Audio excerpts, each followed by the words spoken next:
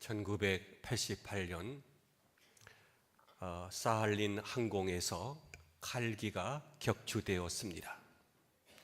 260명의 생명을 일순간에 앗아간 충격적인 사고였죠.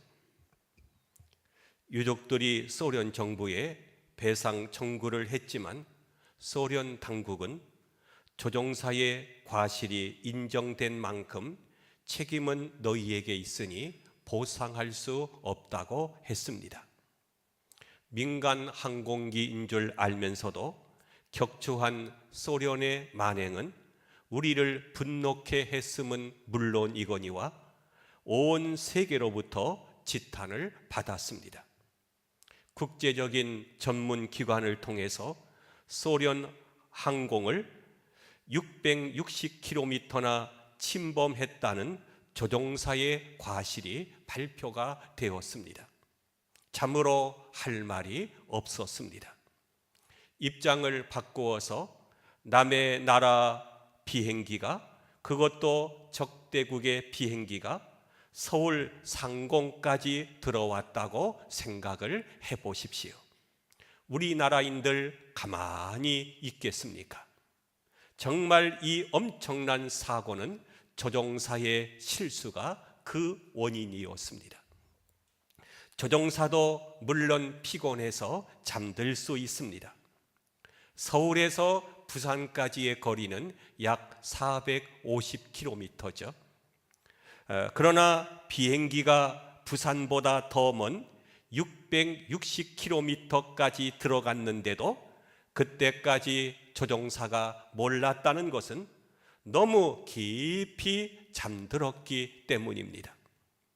비행기 조종실 안에는 조종사가 늘 긴장해서 자동차를 운전하듯 조종하는 줄 알았는데 모든 것은 컴퓨터가 다 알아서 합니다. 몇 개의 버튼만 누르게 되면 비행기가 스스로 알아서 목적지까지 찾아갑니다. 그래서 운행을 하면서 뉴스를 보기도 하고 농담도 하고 식사도 합니다. 그러나 그것이 문제입니다. 자동차나 기차는 잠시도 마음을 놓으면 안 되는데 비행기를 조종할 때는 얼마든지 자유로울 수 있다고 하는데 문제가 있었습니다. 조종사가 마음을 놓고 오락을 한다든지 다른 일에 깊이 빠지게 되면 불행한 일이 얼마든지 일어날 수 있다는 것입니다. 그래서 저는 비행기를 탈 때 조종사가 깊이 잠들지 않도록 해달라고 기도합니다. 깊이 잠드는데 문제가 있는 것입니다. 여러분, 교인과 이 세상 사람들은 무엇이 다를까요? 교인도 가정을 이루고 삽니다. 직장 생활을 합니다. 사업도 합니다. 교인들도 이 세상 사람들처럼 똑같이 살아가고 있습니다. 그런데 무엇이 다르죠? 교인은 깊이 잠들지 않아야 합니다. 잠깐 졸 수는 있습니다. 그러나 교인은 깊은 잠을 자지 않기 때문에 시험을 당해도 넉넉히 그것을 이기게 되고 감당하게 되는 것입니다. 아무리 평안하다고 해도 잠들지 않아야 합니다. 베드로전서 5장 8절에는 근신하라 깨어라 너의 대적 마귀가 우는 사자같이 삼킬 자를 찾는다고 했습니다. 성도는 근신하여 깨어 기도하기 때문에 큰 시험에 들지 않게 됩니다. 교인도 물질을 사랑하지만 물질에 깊이 빠져서는 안 됩니다. 교인도 세상을 즐기는 죄에 빠집니다. 그러나 깊이 빠져서는 안 되는 것입니다. 베드로와 같이 다윗과 같이 즉시 회개하여 빠져나오는 것이 성도의 삶입니다. 예수 잘 믿는 가정에도 시험이 들어 부부가 다투기도 합니다. 어떤 분은 저에게 목사님 가정은 안 싸우지요? 라고 묻는 분이 있었습니다. 여러분이 보시기에 제가 싸울 것 같아요? 아니면 안 싸울 것 같습니까? 여러분들의 상상에 맡기겠습니다. 부부가 살면서 싸울 수 있습니다. 한 번도 싸우지 않는다고 하는 것은 거짓말입니다. 그러나 그것에 매여서 마귀에게 지배당하지 않도록 조심해야 합니다. 깊은 잠에 빠지지 않는 것이 성도의 삶입니다. 오늘 성경에 보면 성도의 삶에 대해서 말씀하고 있습니다. 어떤 주인이 혼인집에 참석하고 밤 2경이나 밤 3경에 돌아왔을 때 깨어있다가 문을 열어주면서 주인을 맞이하는 종은 복이 있다 하는 것이 바로 오늘 성경의 말씀입니다. 주인은 이 종을 지혜로운 종이라 그렇게 말씀하고 있죠. 오늘 성경 말씀 38절만 한번 같이 합독할까요? 38절 시작. 주인이 혹 2경에나 혹 3경에 이르러서도 종들이 그같이 하고 있는 것을 보면 그 종들은 복이 있으리로다. 이 유대인들은요, 결혼식을 밤에 하죠. 대체로 결혼식이 밤 9시부터 시작이 됩니다. 유대인들은 하룻밤을 4경으로 나눕니다.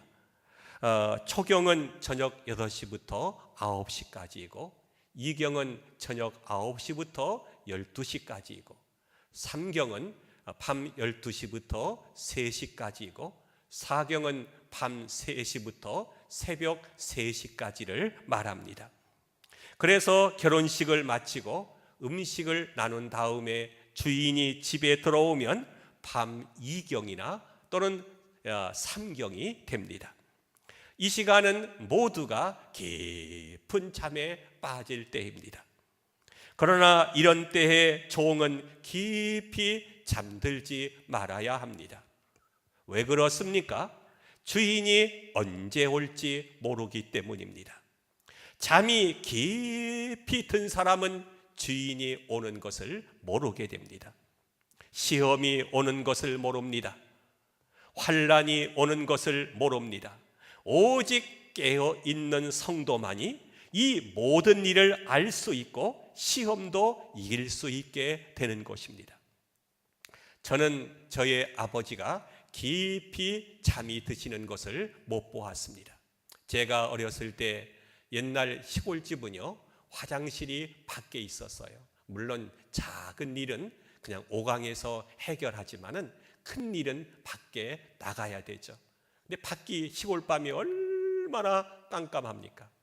그리고 옛날에 듣기로는 화장실에 가면 변소라고 얘기하죠. 뭐 달걀 귀신도 있고 처녀 귀신 나온다 그래가지고 저는 겁이 많아가지고 밤을 무척 무서워했습니다. 그래서 이제 화장실에 갈 때는 꼭 아버님을 깨웠어요. 아버님을 깨우면은요, 아버지는 그냥 눈 뜨고 있는 것처럼 바로 일어나십니다. 그리고 제가 일을 다 볼 때까지 밖에서 아버지 절대로 들어가면 안 된다고 기다리게 하고, 그리고 들어온 적이 생각이 납니다. 이 아버지는 밤에도 우리의 움직임을 세밀하게 지켜보고 계십니다. 그래서 저는 어렸을 때에 우리 아버지는 주무시지 않나 보다 이렇게 철없이 생각할 때가 있었습니다. 우리는 그리스도의 신부입니다. 신랑 되신 예수님께서 오시면 언제 오시더라도 문을 열어주어야 합니다. 그러므로 신부는 예민해야 합니다. 깊이 잠들어서는 안 됩니다. 깨어 있어야 하는 것입니다. 왜 그렇습니까? 깊이 잠들게 되면 주님께서 오시는 것을 모르기 때문이죠. 아내가 남편의 바람길을 상담할 때 저는 우선 물어보기를, 남편이 얼마나 깊이 빠졌는지 물어봅니다. 바람이 깊이 들어있으면요, 그때 가서는 부모도 자식도 형제도 못 말립니다. 왜 그렇습니까? 너무나 깊이 빠졌기 때문이죠. 스쳐가는 작은 바람은 스스로 이겨낼 수 있습니다. 그러나 깊이 빠진 사람은 이겨낼 수가 없는 것이죠. 술에 빠졌습니까? 술잔에 빠지면 이겨낼 수 있습니다.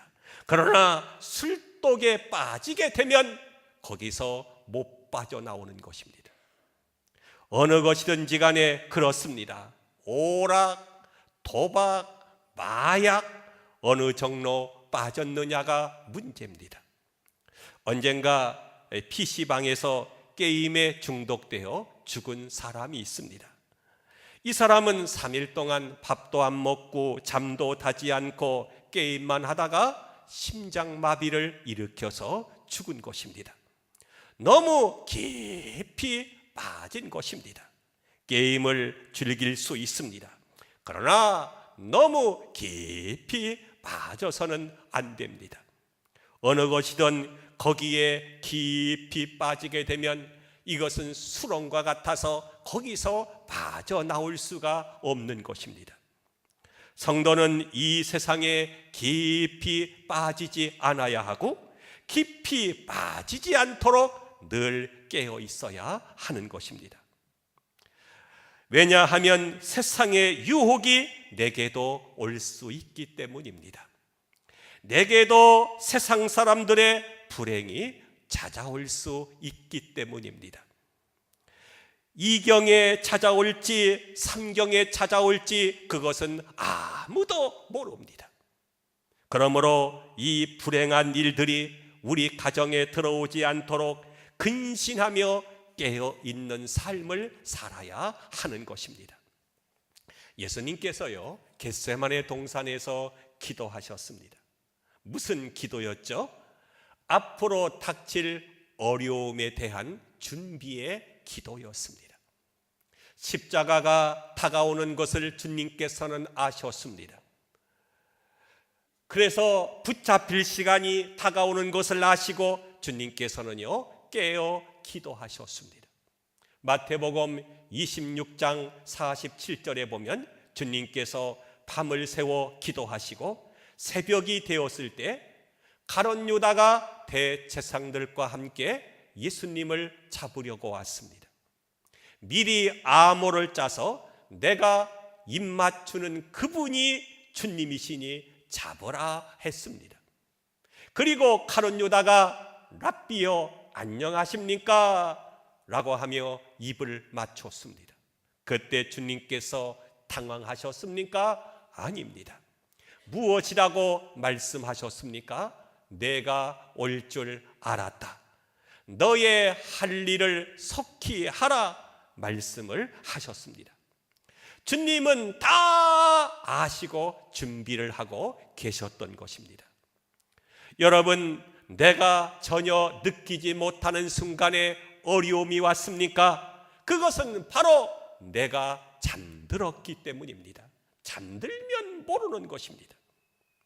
도둑이 올 때 발자국 소리가 들리듯이, 문을 열고 닫을 때 창문 소리가 들리듯이 깨어있는 성도는 아는 것입니다. 그리고 어떤 사람은 그렇죠. 내가 이제 아버지께 갈 날이 가까웠구나 하면서 온 식구들을 다 모아서 마지막 유언을 하고 잠드는 것을 우리가 보게 됩니다. 이렇게 자기가 이 땅을 떠날 날도 아는 것입니다. 사랑의 하나님이시기 때문에 회개할 기회를 주시고 은혜 받을 기회도 주시고 구원받을 그러한 길을 열어놓으십니다. 하나님은 사랑하는 자가 멸망당하는 것을 원하지 않기 때문에 여러 가지로 예고를 해주시는 것입니다. 놀라는 일이 없어야 됩니다. 준비한 사람은 당황하지 않습니다. 놀라지 않는 것이죠.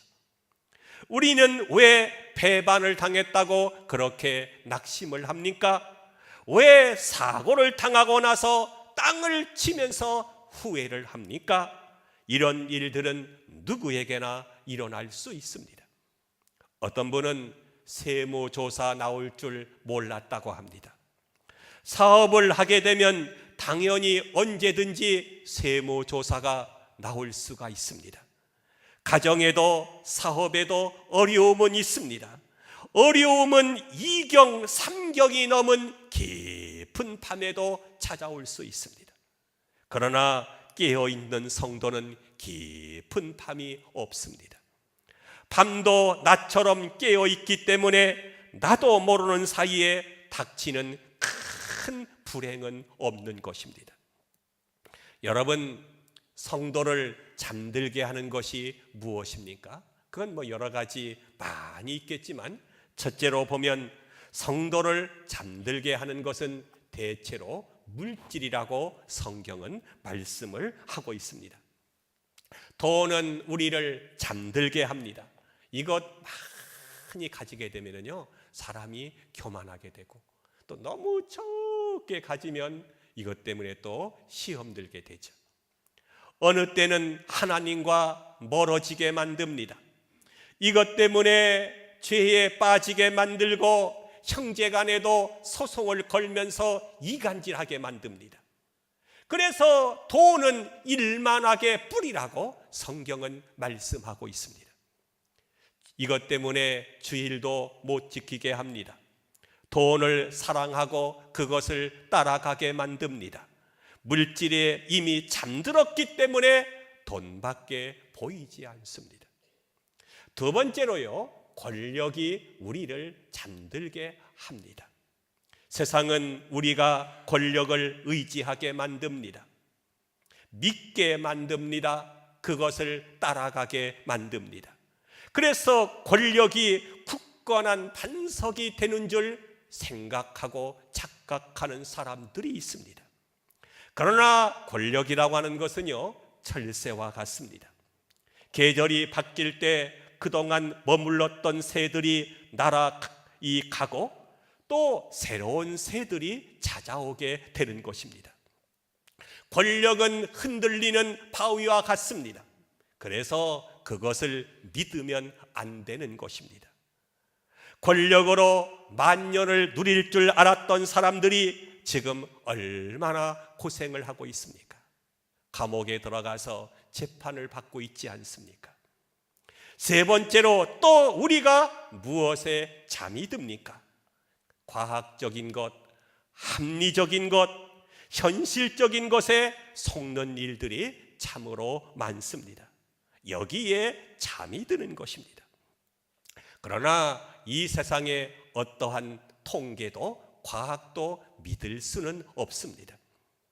100만 분의 1의 오차도 없다던 미국의 우주 왕복선 챌린저호가 지상에서 발사된 지 60초 만에 폭발되어 그 안에 타고 있던 모든 승무원들이 희생이 되었습니다. 영국의 대형 호화 여객선 타이타닉호는 1912년 뉴욕으로 처음으로 항해하는 처녀 항해였습니다. 유럽의 많은 부자들을 싣고 뉴욕을 항해하는 중에 캐나다 북은 뉴턴틀랜드 해역에서 빙상과 충돌해서 2시간 40분 만에 침몰했습니다. 승선자 2208명 중에 695명만 살아나고 나머지 1513명은 배와 함께 가라앉았습니다. 그들이 마지막에 다 같이 부른 찬송이 우리가 얼마 전에 불렀던 내 주를 가까이 하게 하렴 함입니다. 그 찬송을 부르면서 주님께로 갔습니다. 잠들지 말아야 합니다. 잠들다가 태만하다가 방심하다가 빙상을 미처 발견하지 못하고 부딪힌 곳입니다. 잠들면 우리는 끊임없이 부딪히게 됩니다. 1941년 12월 7일 날 하와이의 진주만이 공격을 받았습니다. 일본이 항공모함과 함께 해군기를 싣고 와서 일제히 진주만을 폭격했습니다. 하와이가 흥청거리고 잠들었기 때문에 그와 같은 치욕을 당한 것입니다. 미국 역사에 큰 불행과 손해를 가져오게 한 사건입니다.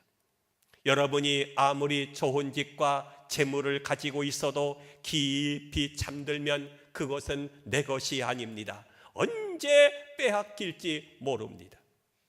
여러분 행복하십니까? 그러나 깊이 잠들지 말아야 합니다. 어려울 때는 깨어 기도하는데 평안할 때는 잠들기 쉽습니다. 어려울 때는 하나님 붙잡죠. 근데 평안할 때는요, 기도하지 않아도 살 것 같아요. 그러니까 기도 안 합니다. 힘들게 새벽기도 나가고 금요기도 할 필요 뭐가 있느냐. 그냥 푹 쉬자. 그러기 쉬워요. 그러지 말아야 됩니다. 왜냐하면 어려울 때는 하나님 붙잡고 더욱 기도해야 되겠지만 평안할 때는 평안 주신 하나님께 감사하면서 기도해야 할 것입니다. 지금 평안하다고 해서 기도의 잠을 자고 있는 분들이 계십니까? 아무런 문제가 없습니까? 잠깐 조는 것으로 그쳐야 됩니다. 이것이 성도의 삶입니다. 깨어있는 한 마귀가 들어올 수 없습니다. 깨어있는 한 시험이 올 수가 없습니다. 야구에서 보면은요, 이 선발 투수가 공을 던지죠. 근데 그 뒤에서는요, 또다시 또 다른 투수를 준비를 시키고 몸을 풀게 합니다.